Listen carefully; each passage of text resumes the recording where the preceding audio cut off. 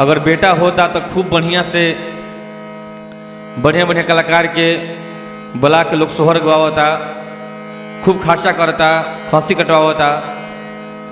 लेकिन जब लड़की हो जाती है ना तब मातम छा जाता, बुझाता है कि ये हर घर ना, लेकिन तब वो 100 में 80% कहल जा सकता।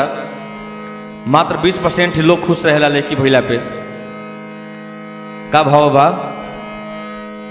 अरे भैला प बेटा बाजे 12 बजनवा, बेटी भैला पे टूटे मानवा हो, बोल काहे।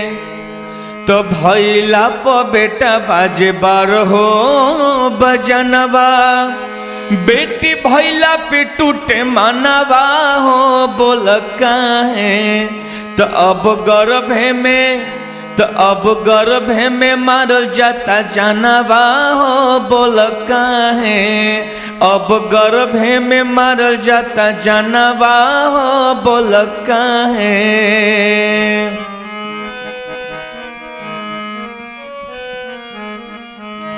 कि आखिर बेटिए तो होली कहियो केहू के माई, कि जब ना माइए रही तो बेटा के जाना माई।